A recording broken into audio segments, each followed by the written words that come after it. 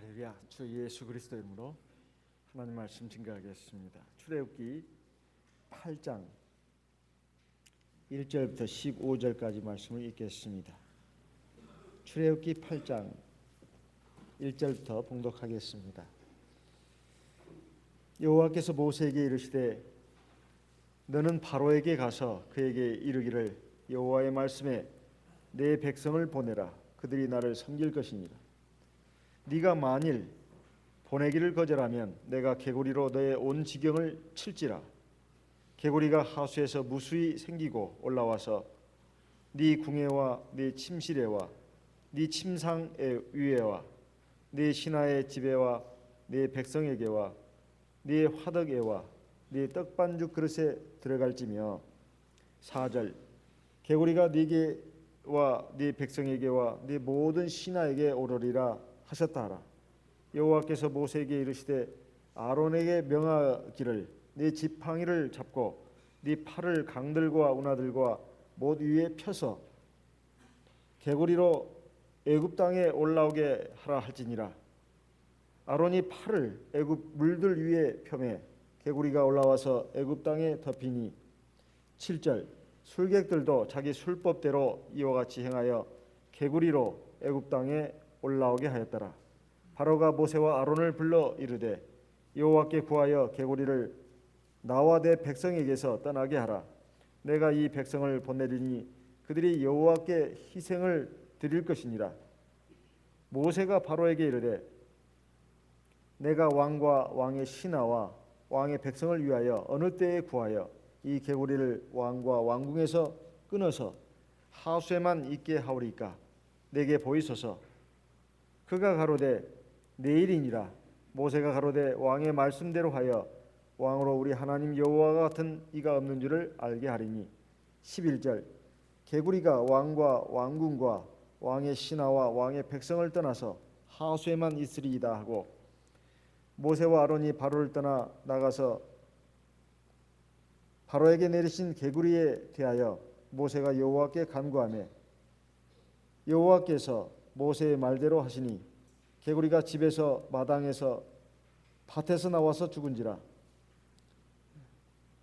사람들이 모여 무더기로 싸우니 땅에서 악취가 나더라. 15절 같이 읽겠습니다. 그러나 바로가 숨을 통할 수 있음을 볼 때에 그 마음을 완강케 하여 그들을 듣지 아니하였으니 여호와의 말씀과 같더라. 하나님께서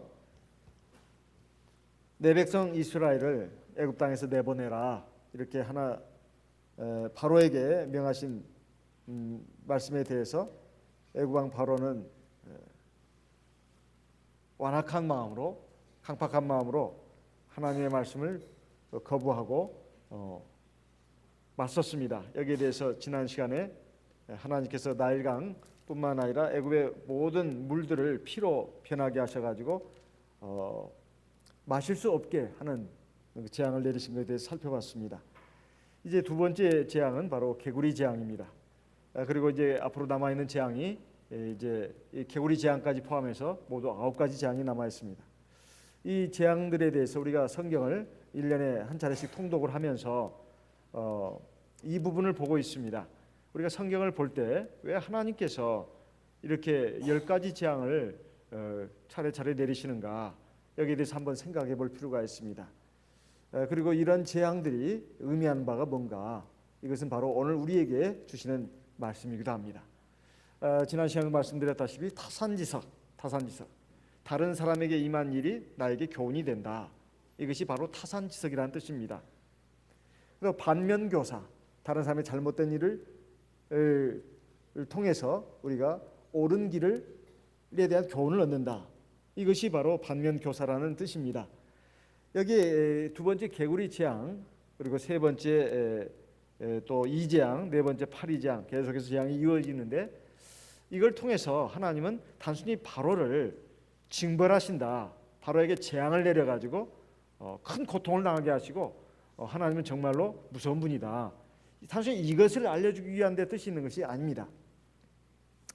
바로는 바로 이 세상의 불신자들을 예표합니다. 바로는 바로 세상 모든 사람들에 대한 대표를 뜻한다 이 말이에요. 세상 사람들은 눈에 보이는 것만 믿습니다. 눈에 보이지 않는 것은 힘으로 느끼지 않는다 이 말이에요. 신으로 하나님으로 믿지 않습니다. 많은 사람들이 우상을 섬기는 이유가 바로 그것입니다. 왜 하나님을 믿기가 어려운가? 하나님이 단순히 눈에 보이지 않는 것뿐만 아니라 현실적으로 우리 삶에 무슨 관계가 없는 것처럼 생각을 한다 이 말이에요. 그리고 하나님을 믿는 신앙, 종교 신앙뿐만 아니라 세상에는 많은 종교 신앙이 있습니다. 그러다 보니까 꼭 하나님만이 신인가? 세상 사람들이 믿는 그것도 신이고 그 하나님 믿는 이 종교 신앙은 그 많은 종교들 중에 하나일 뿐이다.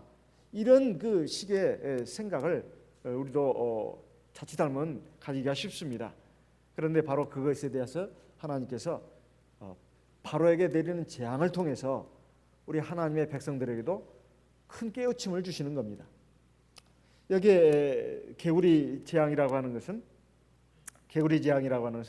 바로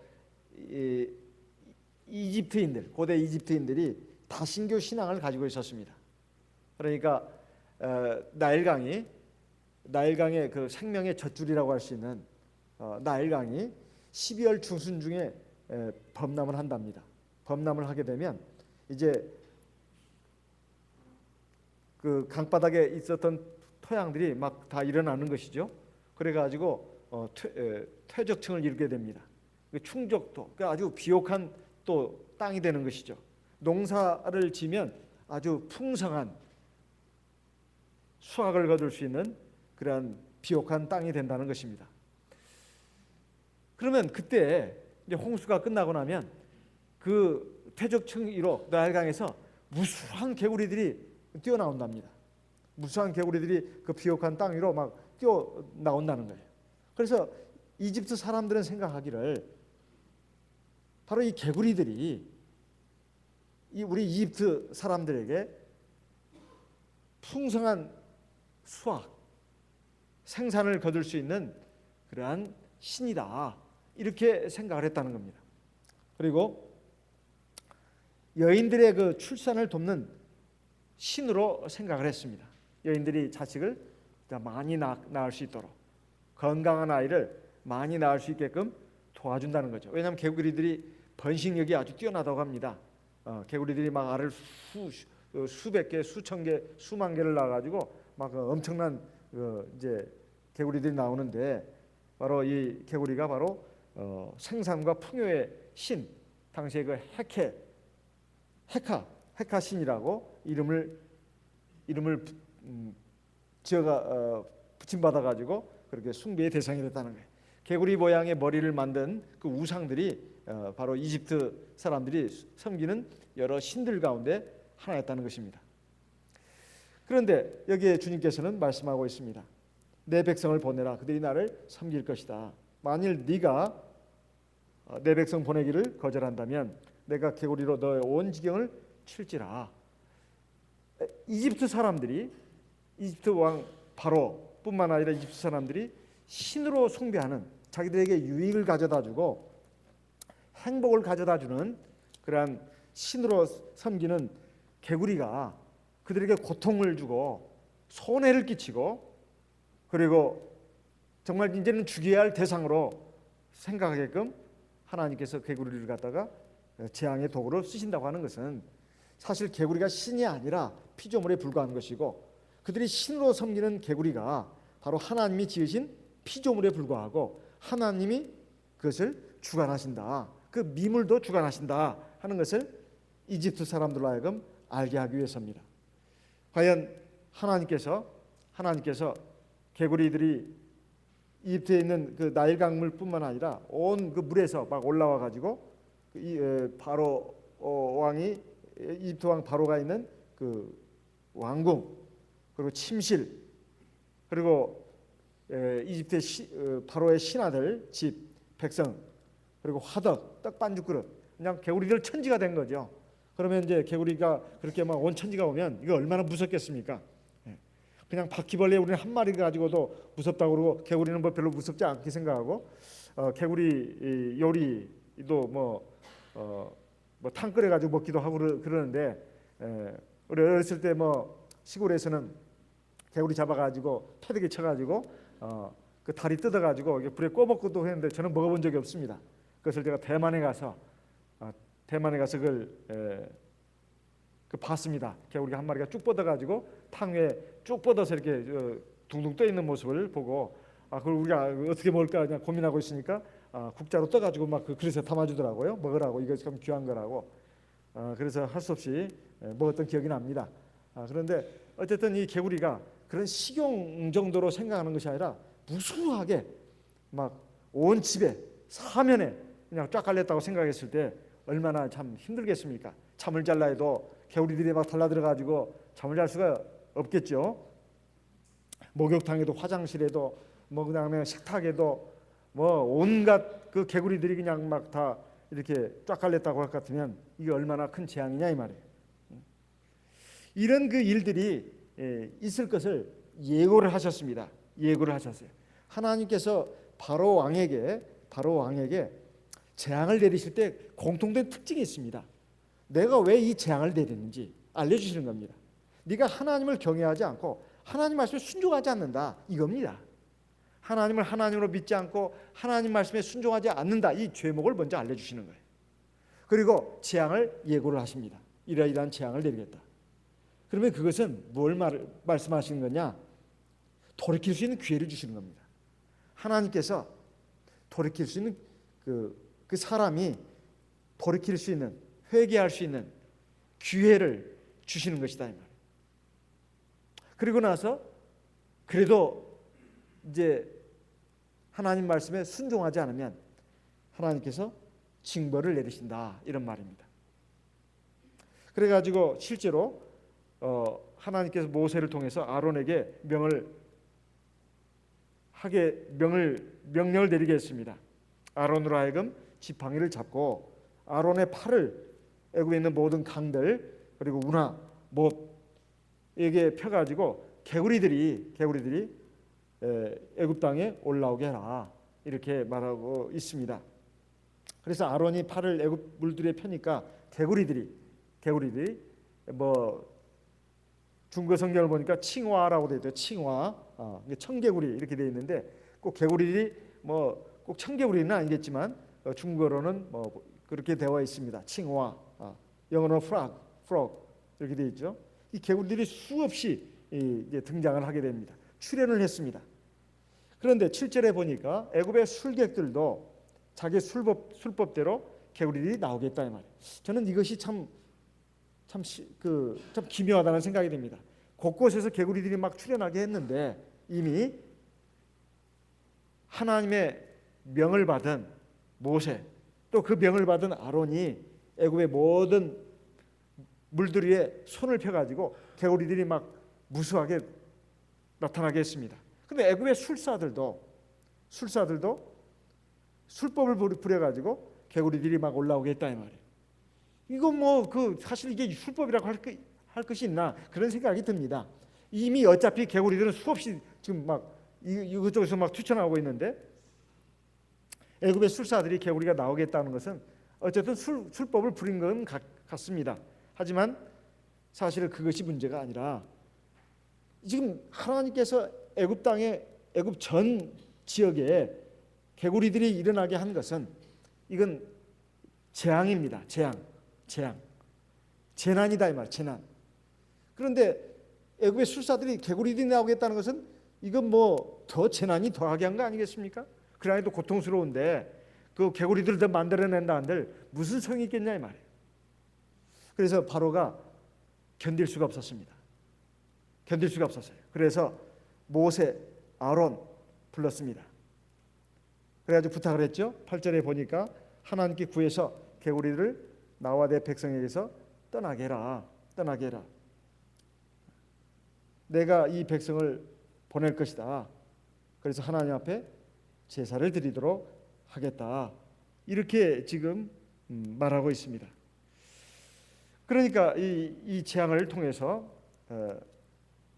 우리에게 알려주는 것이 뭔가 하면 바로 하나님만이 유일한 참신이라고 하는 것입니다. 이것은 우리가 늘 오랫동안 귀에 못이 박히게 들었기 때문에 이 별것이 아닌 말로 우리가 알기가 쉽습니다. 하나님만이 유일무이하신 참신이다 하는 것에 대한 그것이 이게 뭐 그 별거냐 이렇게 생각하기가 쉽습니다. 그러나 옛날부터 지금까지, 옛날에는 더 심했습니다만 지금도 마찬가지입니다. 옛날부터 지금까지 사람들은 하나님 아닌 것을 신으로 섬긴다 이 말이에요. 하나님 아닌 것을.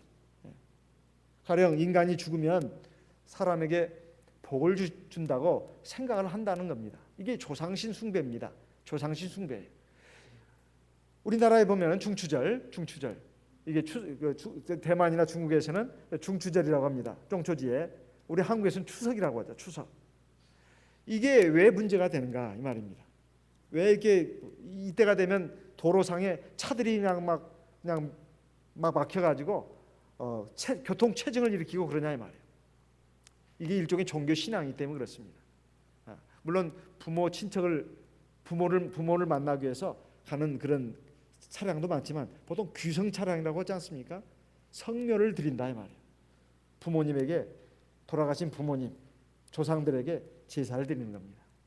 풍성한 수확을, 결실을, 이제 첫 수확을 가지고 조상들에게 성묘를 드리면서 우리 가정에 재앙이 없게 해달라고, 그리고 건강과 평안과 행복을 주시고 돈도 많이 벌게 해달라고, 우리 자식들 다 잘 되게 해달라고, 이게 제사 드리는 겁니다.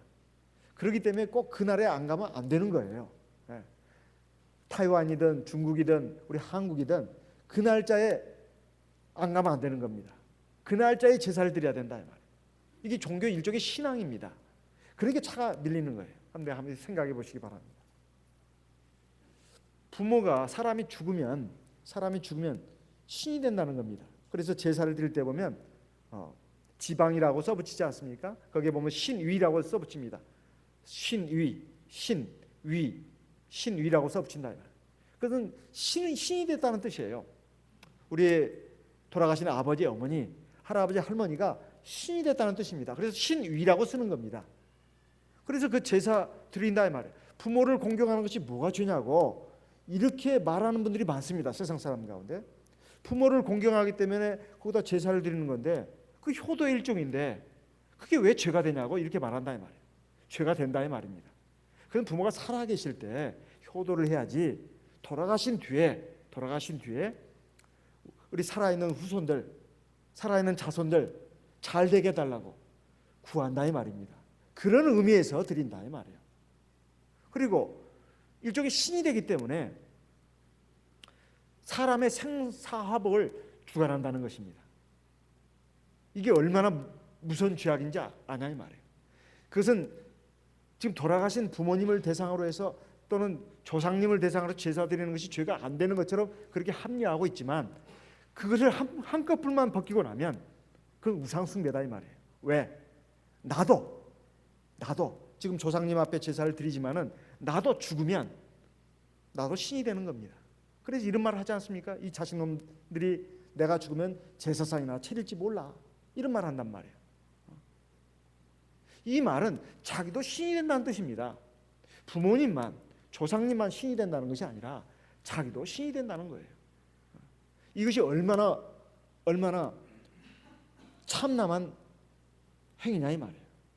오직 하나님만이 신이고 인간을 비롯해서 모든 우주 만물들은 피조물에 불과합니다.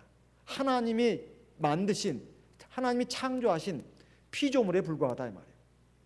그런데 인간이 신이 된다고 하는 것은 이것은 하나님을 대적하는 거 아니겠습니까? 부모님을 또는 조상님을 섬기는 의미에서 우리가 제사를 드리는 것이라고 말하는 것은 사실은 그 이면에 있는 그것을 갖다가 감추는 것이고 말하지 않는 것입니다. 이렇게 제사를 안 드리면 큰일 나기 때문에 요즘 피자도 올리고 또는 뭐 햄버거도 올려가지고 제사를 드리기도 하고 요즘 맞춤식 제사도 드린다고 하지 않습니까? 왜냐하면 제사 음식 준비할 시간이 없으니까 전화 한 통만 하면 돈 5만 원짜리, 10만 원짜리, 20만 원짜리, 30만 원짜리 돈만 맞추면 그 제사상이 쫙 온답니다. 부침개부터 시작해가지고 그 명태 무슨 산적 그냥 다 나오는 거예요. 그래가지고 밤도 깎아가지고 말이죠. 딱 그냥 제사상까지 딱 차려준다는 거 아니겠습니까? 그래서 이런 것들이 인간의 어리석음, 인간의 교만함, 여기에서 나온 것이다. 인간의 탐욕에서 나온 것이다. 하나님만 유일한 신이라고 하는 것은 하나님께서 여러 번 십계명을 통해서뿐만 아니라 그 전에도 그 후에도 강조하신 말씀입니다. 신명기 6장 4절 말씀을 보겠습니다. 신명기 6장 4절 같이 읽어보겠습니다. 신명기 6장 4절 같이 읽어보겠습니다.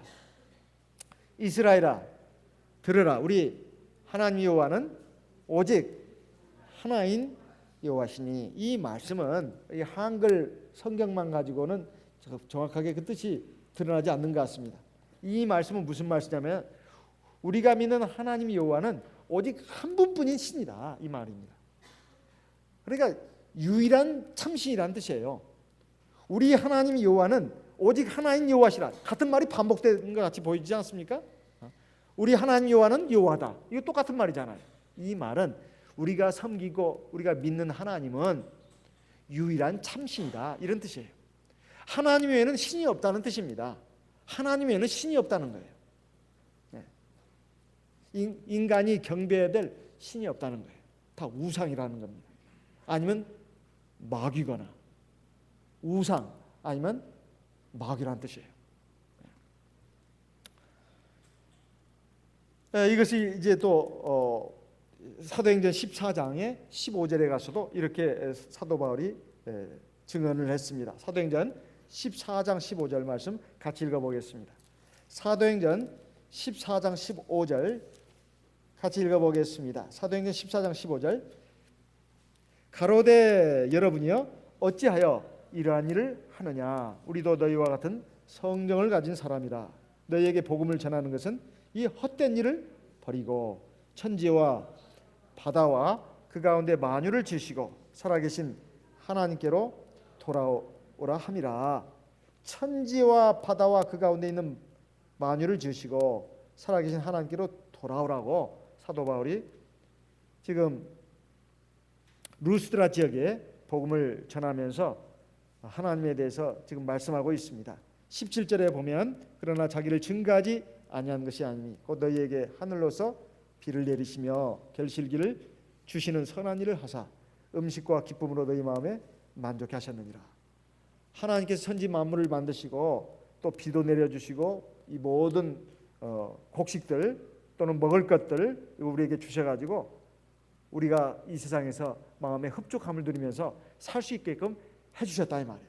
그러니까 추석 중추절 해가지고 조상신에게 제사를 드리는 이런 헛된 일을 해서는 안 된다는 겁니다. 오직 하나님께만 경배를 해야 된다는 거예요.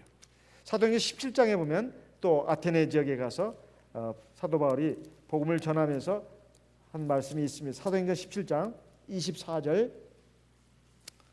우주와 그 가운데 있는 만유를 지으신 신께서는 천지의 주제시니 손으로 지은 전에 계시지 아니하시고, 또 25절. 또 무엇이 부족한 것처럼 사람의 손으로 섬김을 받으시는 것이 아니니 이는 만민에게 생명과 호흡과 만물을 친히 주시는 자심이라. 26절 같이 읽어보겠습니다. 인류의 모든 족속을 한 혈통으로 만드사 온 땅에 거하게 하시고 저희의 연대를 정하시며 거주의 경계를 하나셨으니 세상의 모든 족속들을 한 혈통으로 만들었다, 이렇게 말씀하고 있습니다. 그러니까 세상에 백인종, 황인종, 흑인종, 백인, 황인, 흑인 뭐 인종들이 많이 있고 민족들이 많이 있지만 다 하나님께서 아담과 하와를 통해서 만드신 사람들이다, 이렇게 말씀하고 있습니다. 그리고 생명과 호흡을 주신 분이다.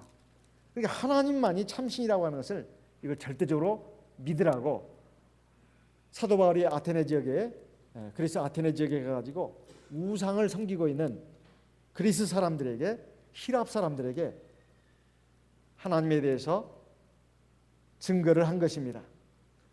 오늘 우리들도 마찬가지입니다. 하나님에 대한 그 신앙이 사실은 이게 뭐 그냥 종교인으로서 믿는 것이다, 이렇게 생각해서는 안 되고 우리 모든 세상의 이 인류가 하나님 한 분만을 참신으로 알고 섬겨야 된다는 것입니다. 그런데 애굽의 왕 바로는 바로 이 우상을 섬기는 그러한 사람의 대표자였고, 스스로가 자기 자신을 신으로 또 격상을 시켜가지고 자기를 또 숭배하게 했습니다. 이게 얼마나 오만방자한 행동이냐 이 말이에요. 이렇게 해서 이 잘못된 신앙을 갖고 살아가는 세상 사람들을 갖다가 하나님께서 깨우치기 위해서 지금 개구리 재앙을 내리신 겁니다. 너희들이 풍요와 다산의 신으로 섬기는 이 개구리들 통해 가지고 너희들에게 고통을 주겠다. 그래가지고 강물에서 막 개구리들이 막 많이 출현하게 해서 애굽 왕 바로에게, 신하들에게, 그리고 백성들에게 나타나게 해가지고 고통을 주게 했습니다. 그러니까 바로가 견디지를 못한 거예요. 제발 너희 하나님 여호와께 구해가지고 이 개구리들이 물러가게 하라. 그때 바로 모세가 뭐라고 했습니까? 왕이시여, 그렇다면 우리가 언제 이 개구리들이 이 애굽 땅에서 물러가게 할까요? 그러니까 내일 이맘때쯤이다 이렇게 말했어요. 자, 이건 애굽 왕 바로가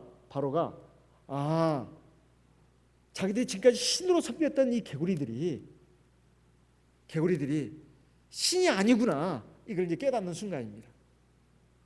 자기들에게 이익을 주고 행복을 주는 신으로 섬겼던 개구리가 오히려 자기들에게 고통을 주고 자기들에게 엄청난 손해를 주고 자기들을 불행케 하는 그런 화근이구나, 이걸 깨달았다 이 말이에요.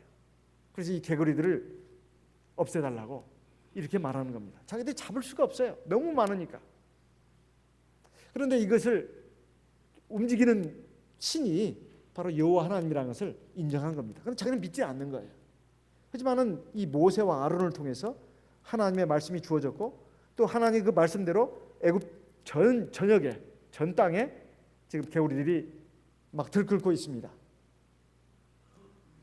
그러니까 바로가 그걸 인정했다는 거예요. 너희가 하나님께 기도해가지고 제발 이것이 없어지게 해라, 이렇게 말하고 있습니다. 그러니까 바로는 여호와 하나님 앞에 드리는 기도가 이 개구리들에게 뭔가 일어나게 할 수 있다, 이것을 인정했다는 뜻이기도 합니다. 사실 우리가 평상시에 기도할 필요를 전혀 느끼지 않고 살아갑니다. 이것도 하나님의 은혜이기도 합니다.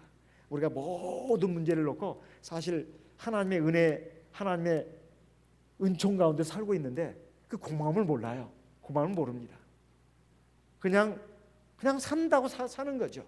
우리가 하루 세 끼 밥 먹고, 그다음에 공기가 있어서 숨을 쉬고, 또 맑은 그 물도 마시고, 또 밝은 태양 빛도 쏘임 받으면서 이 아름다운 이 세계에서 우리가 살고 있으면서 이 하나님이 나에게 생명을 주시고 나에게 이 필요한 세상의 모든 물자를 주셔가지고 우리가 먹고 마시고 살고 있는데도, 활동하고 있는데도 그 감사함을 모르고 우리가 하나님 앞에 감사를 드리지도 않고 하나님 의지하면서 기도도 안 하고 그냥 세상 많은 사람들이 그렇게 살아가니까 그렇게 살아가는 경우가 많다는 것입니다. 그러다가 기도할 필요가 주어지는 순간이 온다 이 말이에요. 고통이 오면 어떻게 내가 해보려고 해도 안 되면 이제 드디어 기도를 한다 이 말이에요. 지금 바로가 그렇습니다. 바로가 그렇다 이 말이에요. 그러니까 이 세상 사람들은 특징이 뭐냐, 우상 숭배자들의 특징이 뭐냐, 고통이 오면 그 고통에서 벗어나기 위해서, 또는 고통을 물리치기 위해서 어떤 절대자 또는 우상에게 막 기도를 한다는 겁니다. 그들의 목적은 딱 하나입니다. 고통에서 벗어나는 것, 또는 고통을 물리치는 것, 이게 목적이에요. 다른 것이 없습니다. 어떤 그 절대자 신을 막 그 섬기고, 그리고 그 절대자 신의 가르침에 순종하고 그게 귀의하고 이런 것이 없어요. 그냥 단순히 고통에서 벗어나는 것, 고통이 나에게 임하지 않는 것, 이것만을 원할 뿐이다 이 말이에요. 그러니까 제발 이 고통을 좀 물러가게 해달라고. 그렇다고 하나님 믿는 것도 아닙니다. 그 단적인 예가, 그러면 왕이시여, 이 개구리들이 언제 이 애굽 땅에서 물러가게 하니까 내일 이맘때쯤 하면 좋겠다. 왜 당장 물러가면 좋은데 왜 또 하필 내일이란 말입니까? 이것은 하루 한번 지나보면 알 것이 아니겠냐. 하루 한번 지나는 동안에 개구리들이 저절로 물러갈 수도 있다는 거죠. 또 개구리들이 또 사라질 수도 있다는 겁니다. 그래서 하루 동안의 어떤 기간을 둔 겁니다. 이것은 바로가 하나님을 절대적으로 믿는 것도 아닙니다. 어쨌든 하루 동안에 한번 기간은 좀 자기가 참을 수 있다는 거예요. 참을 수 있는 데까지 한번 참아보는 것이 하루입니다. 하루 정도는 못 참겠느냐 이 말이에요. 이런 식의 신앙이 우리 하나님의 백성들에게도 있을 수 있다는 겁니다. 내가 고통스러운 일이 겪고 그러면 이건 어쩌다 당하는 일인데, 그랬을 때 한번 나를 돌아보고 내 신앙을 점검해보고 내가 하나님 말씀에 혹시 내가 잘 지키지 않는 부분이 있지 않나, 이런 걸 한번 돌아보는 것이 사실은 필요합니다. 이건 내가 재수가 없어서 그런 거야. 내가 사람이 살다 보면 이게 아플 수도 있고 또 이 안 좋은 일을 당할 수도 있지, 꼭 그걸 갖다가 꼭 하나님 그 말씀과 결부를 지어가지고 생각해. 그것이야말로 광신자야. 이렇게 생각한다면 그건 큰 착오입니다. 그렇게 생각하시면 안 된다. 우리가 설령 그렇다 하더라도 그것을 좋은 기회로 삼아야 합니다. 좋은 일은 이건 어쩌다 잘된 일이고 또 내가 잘해서 잘된 일이고 이렇게 생각했어도 그것도 잘못된 일이거니와, 안 좋은 일에 대해서 그런 일을 당할 수 있지 뭐, 그렇게 생각해서는 안 된다는 거예요. 하나님이 나를 뭘 깨우치기 위해서 이런 일을 겪게 했다, 이렇게 생각하는 것이 신앙적입니다. 시편 106편 10절 말씀을 보겠습니다. 시편 106편 10절. 시편 106편 10절 11절 같이 읽어보겠습니다. 시편 106편 10편 10절 11절 같이 읽어보겠습니다. 같이 읽어보겠습니다. 사람이, 시편 107편입니다. 제가 절수를 잘못 말했네요. 시편 107편 10절 10절 11절 같이 읽겠습니다. 사람이 흑암과 사망의 그늘에 앉으며 곤고와 쇠사슬에 매임은 하나님의 말씀을 거역하며 지존자의 뜻을 멸시함이라. 그러므로 수고로 저희 마음을 낮추셨으니 저희가 엎드러져도 돕는 자가 없어도다. 13절 이에 저희가 그 근심 중에 여호와께 부르짖음에 그 고통에서 구원하시되, 이렇게 되어 있습니다. 그러니까 여기 보면 물론 우리가 하나님이 연단하심으로 우리가 고통을 당할 수 있습니다. 또 사람이 나이가 들면 이제 몸이 이제 철근 콘크리트로 만든 것이 아니기 때문에 몸이 이제 쇠약해지고 당연히 아픈 데가 생깁니다. 그것을 놓고 말하는 게 아닙니다. 하나님께서 특별하게 어떤 고난을 주셨다, 그랬을 때를 말씀하는 겁니다. 그랬을 때를 말하는 거예요. 사람이 나이가 들어서 자연적으로 이제 몸이 쇠약해지고 아픈 것에 대해서 말씀하는 게 아니고, 사람이 살아가면서 멀쩡하던 건강이 갑자기 어떤 중병이 걸린다거나 또는 어떤 일이 어떤 일로 인해서 고통을 당한다거나 그랬을 때 어떤 하나님의 말씀과 뜻을 깨우치게 하는 그런 그 일들에 대해서 본인이 그걸 자꾸 거부를 하고 그건 아니라고 이렇게 해서는 안 된다는 뜻입니다. 그리고 사실 하나님 앞에 완전한 사람이 없다는 것을 우리가 당연히 전제한다면 의당 그래야 됩니다. 누구도 하나님 앞에서 의인은 없습니다. 그러니까 완전 무결한 사람은 없다는 것이죠. 그렇다면 당연히 부족한 점이 있기 마련입니다. 그 부족한 점을 생각할 수 있는 계기로 삼는 것은 그 사람에게 복이다, 이런 말입니다. 그 다음에 여기 같은 시편 107편입니다. 시편 107편 17절 같이 읽어보겠습니다. 시편 107편 17절 같이 읽겠습니다. 미련한 자는 저희 범과와 죄악의 연고로 곤란을 당하며. 20절 같이 읽겠습니다. 저가 그 말씀을 보내어 저희를 고치사 유경에서 건지시는도다. 자, 우리가 어떤 손해를 본 일이 있었다 이 말이에요. 그러면 한번 돌이켜봐야 합니다. 돌이켜봐야 돼요. 내가 혹시 다른 사람에게 상처를 주지 않았나, 또는 내가 부정하게 이익을 취하지 않았나, 내가 하나님 앞에서 마땅히 해야 할 것을 갖다가 하지 않지 않았나? 이걸 한번 돌이켜 본다면 가만히 생각해 보면 있습니다. 있어요. 내가 가령 하나님 앞에 온전한 11조를 안 드렸다거나 또는 하나님 앞에서 내가 선을 행해야 되는데 충분히 행할 힘도 있었는데 하지 않았다거나 하나님 뺏어가 버린다 이 말이에요. 또 내가 나타난 사람이 상처를 줬습니다.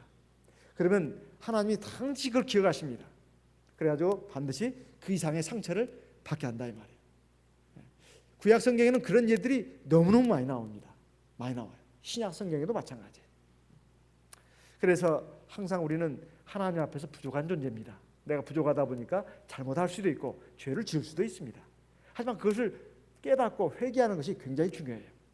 그러니까 하나님이 내가 뭔 죄 지었다고 해서 금방 뭐 벌을 내리시고 꼭 그런 것만도 아닙니다. 그 웬만한 것은 하나님이 그냥 계속 참아주시기도 합니다. 그러다가 도저히 안 되겠다 싶으면 하나님께서 드디어 이제 매를 내시는 거죠. 그랬을 때 우리가 한번 생각해 봐야 합니다. 하나님 무서운 분이네. 왜 하나님은 무섭다고만 생각하자 이 말이에요. 하나님이 우리를 사랑하시기 때문에 우리를 항상 깨우쳐 주시는 겁니다. 바로 세워주시는 거예요. 부모가 자식을 키울 때도 자식이 참 말을 안 듣는 경우가 있습니다. 아주 못돼가지고. 그랬을 때 야단도 치고 매도 되지만 항상 야단치고 매대는 게 아닙니다. 왜냐하면 그러면 또 삐뚤게 나갈까 봐. 또 부모 자식 간의 관계가 더 멀어질까 봐. 웬만해서는 참아주는 것도 많다 이 말이에요. 그래서 도저히 안 되겠다 싶은 것을 말을 하는 겁니다. 또 매를 댄다 이 말이에요. 부모가 자식을 키울 때도 그러지 않습니까? 우리가 부모로서 자식을 키울 때 우리가 어떻게 키웠습니까? 하나님도 마찬가지입니다. 아니 하나님 우리보다 더 하십니다. 우리보다 더 오래 참으신다 이 말이에요. 더 인자와 긍휼을 베풀어 주십니다. 우리를 사랑하시기 때문에 매를 대시는 겁니다. 그랬을 때 하나님 앞에서 우리가 끊임없이 하나님 앞에 예배드리면서 하나님 말씀을 듣고 배웁니다. 그때마다 우리가 생각을 해야 합니다. 지난번 안식일에 내가 흘려드렸던 말씀이 있었는데 그 말씀이 이제 유독 떠오른다 이 말이에요. 참 하나님의 큰 은혜입니다. 내가 지금 이렇게 고통을 당하고 어려움을 겪고 또는 실패를 겪었을 때 그 말씀을 생각하면서 맞구나. 하나님의 말씀이 떠오른다면 지금 나를 지금 깨우치는 겁니다. 근데 말씀이 생각도 안 난다면 이건 참 어려워요. 그 어두운 터널 가운데서 아직 벗어나지 못하고 있는 겁니다. 하나님이 1만 1천 천사를 보내가지고 그 잘못을 깨우쳐 주시고 그 바른 길을 제시해 준다는 것은 이건 큰 복이라고 욥기 그 31편인가요? 보면 나오지 않습니까? 어쨌든 이 바로는 지금 하나님 앞에 구해가지고 제발 이 재앙이 물러가게 해달라고 말하고 있습니다. 그렇지만 그것도 완전한 것이 아니라 내일 개구리들이 물러가게 해달라 이렇게 말했습니다.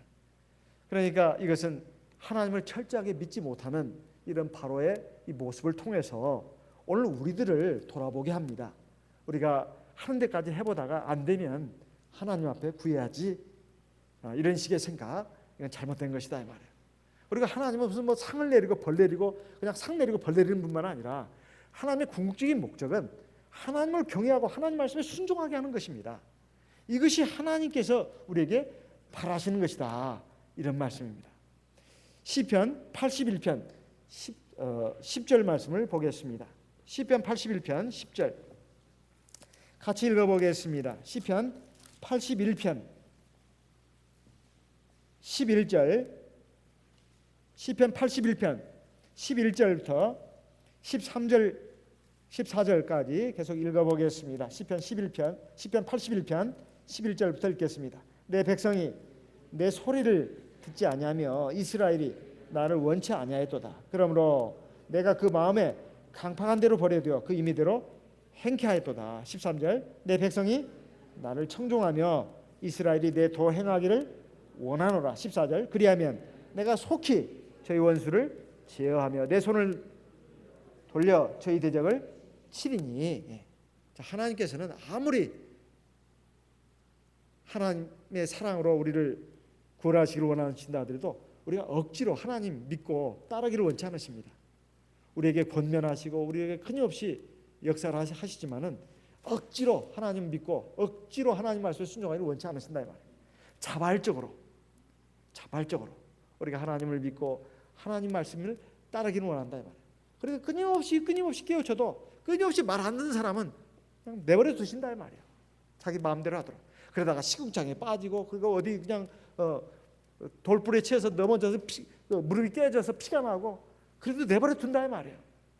그래가 그때 가서야 내가 잘못했구나 돌이킨다면 그것은 하나님의 은혜와 진리 가운데로 돌아서는 것입니다. 그래서 하나님 믿고 하나님 말씀에 귀를 기울이고 하나님 말씀을 행하는 것을 하나님께 원하신다고 되어 있어요. 그러시면 내가 속히 저희 원수를 제어하고 내 손을 돌려서 저희 대적을 치겠다 이렇게 말씀하고 있습니다. 우리가 하나님을 경외하고 하나님 말씀에 순종하는 것은 누구를 위해서가 아니라 바로 나와 내 자신의 생명과 행복을 위해서 마땅히 그렇게 해야 된다는 뜻입니다. 우리가 이렇게 하나님 앞에 그렇게 믿음을 가지고 나갈 때 하나님께서는 우리를 정말로 사랑하시고 우리를 깨우쳐 주신다 이 말이에요. 그런데 그렇게 정말 모세가 바로의 말을 듣고 그렇게 했습니다. 하루가 지나가지고 애굽 땅의 개구리들이 전부 물러가게 했습니다. 그러더니 어떻게 됐습니까? 바로가 어떻게 했습니까? 정말 하나님 살아계신 게 틀림없구나. 이스라엘 민족이 믿는 하나님이 진짜 유일한 참신이구나. 내가 잘못해서 내가 회개한다. 내가 항복이다. 이제 하나님 나도 믿겠다. 그렇게 했을까요? 그렇게 하지 않았습니다. 어떻게 했습니까? 출애굽기 마지막 출애굽기 8장 15절 말씀을 읽어보겠습니다. 출애굽기 8장 15절 그러나 바로가 숨을 통할 수 있음을 볼 때에 그 마음을 완강케 하여 그들을 듣지 아니하였으니 여호와의 말씀과 같더라. 이제 바로가 드디어 이제 고통에서 벗어나니까 아이고 이제 살았네 하면서 어떻게 했습니까? 자기 다시 마음을 아주 강하게 가졌다 이 말이에요. 강하게 가졌습니다. 그래가지고 하나님이 어디 있냐고 하나님 믿지 않고 그 하나님 말씀을 따르겠다는 걸 따르지 않았다 이 말입니다. 이스라엘 백성 보내지 못하겠다고. 이것이 바로 악인들의 특징입니다. 악인들은 재난을 당해도 하나님의 의를 깨닫지 못한다고 되어 있어요. 그리고 그 재난 가운데서 하나님의 긍휼과 자비와 은총을 입더라도 하나님의 공의를 깨닫지 못한다고 하나님께서 이사야 선지자를 통해서 말씀하셨습니다. 이사야 26장 10절 말씀을 보겠습니다. 이사야 26장 10절 같이 읽어보겠습니다. 이사야 26장 10절 같이 읽어보겠습니다. 악인은 은총을 입을지라도 의를 배우지 아니하며 정직한 땅에서 불의를 행하고 여호와의 위엄을 돌아보지 아니하는도다. 이건 악인에게 하나님이 하신 말씀이구나. 그렇죠, 맞습니다. 악인에게 하나님이 하신 말씀입니다. 악인들은 어떤 특징이 있냐? 하나님께 은총을 입어도 의를 배우지 않는다는 거예요. 의가 뭐예요? 하나님의 말씀입니다. 하나님의 말씀. 하나님이 옳다고 생각하는 삶의 길, 이걸 배우지 못한다는 뜻이에요. 하나님이 아무리 긍휼을 베풀고 사랑을 베풀어도 기적이사를 행해도 그냥 그것만 떡만 받아먹고 끝이다 이 말이에요. 그러니까 하나님 정말 우리가 경배해야 될 신이구나. 그리고 우리 영혼과 육체의 아버지시구나. 유일한 참신이구나. 그러니까 하나님 믿고 하나님 말씀에 따라서 살아야 돼. 이렇게 나가야 되는데 그러지 않는다는 말이에요. 그런데 우리 성도들이, 저와 여러분들이 우리가 신앙생활을 쭉 보면은 하나님께서 우리의 좀 기다실만한 믿음이라도 어여삐 보시고 우리가 눈물 콧물 흘려가면서 하나님 앞에 막 기도합니다.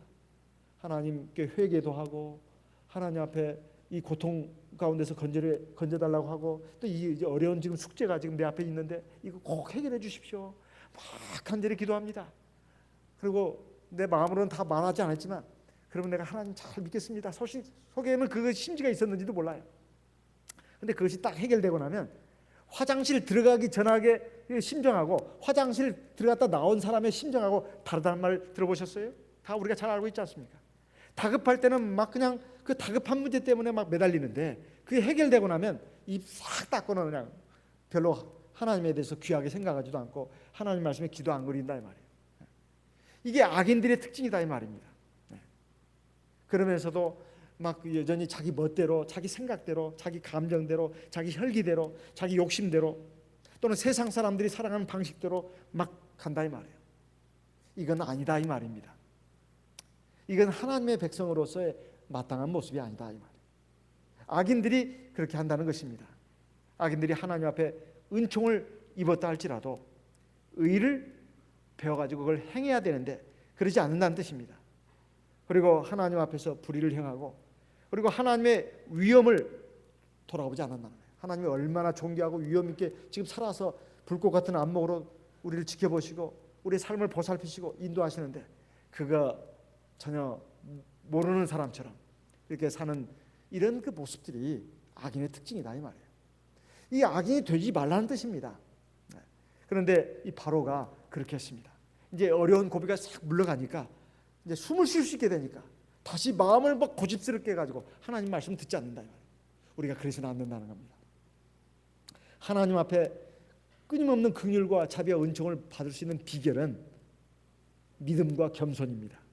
믿음과 겸손이에요. 그리고 그 겸손으로, 믿음과 겸손으로 바탕한 순종입니다. 순종 못하는 부분도 있을 수 있죠.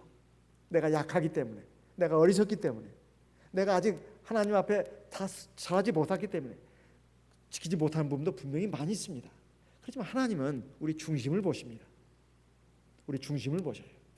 내가 아직 잘하지 못했기 때문에, 내가 아직 부족하기 때문에 지키지 못하는 부분하고, 하나님의 은총을 입으면서도 아직 지금은 이제 잘할 만큼 잘하는데도 불구하고 끊임없이 아직도 잘하지 못하고 있다면 하나님께 받을 은총을 다 받을 수가 없는 겁니다. 하나님께서 은총을 베푸시는 사람은 그 그릇을 준비해야 합니다. 믿음의 그릇, 그리고 깨진 그릇, 더러운 것으로 가득 찬 그릇이 아니라 깨끗한 그릇으로, 순전한 그릇으로 하나님 앞에 내놔야 하나님께서 계속 은혜와 능력을 베풀어 주시는 것입니다. 이러한 역사가 우리에게 계속해서 일어나야 되겠습니다. 바로에 대한 두 번째 재앙은 바로 우리에 대한 타산지석이요 반면교사라고 말할 수 있습니다. 우리 여기 통해서 교훈을 얻을 수 있다면 하나님의 큰 은혜라고 생각이 됩니다. 우리 앞으로 살아가는 길 가운데도 하나님의 은혜와 진리가, 그리고 하나님의 권능과 사랑이 함께 하십니다. 우리 그것을 믿고 의지하면서 하나님 경외하고 하나님 말씀을 따라서 나아가는 저희들의 인생이 되기를 바랍니다. 다 같이 기도하겠습니다. 하나님 앞에 기도하겠습니다. 나와 내 가정을 위해서 하나님 앞에 기도하겠습니다. 또 우리 교회를 위해서 또 총회를 위해서, 또 이 나라 민족을 위해서도 하나님 앞에 기도하도록 하겠습니다. 다 같이 기도하겠습니다.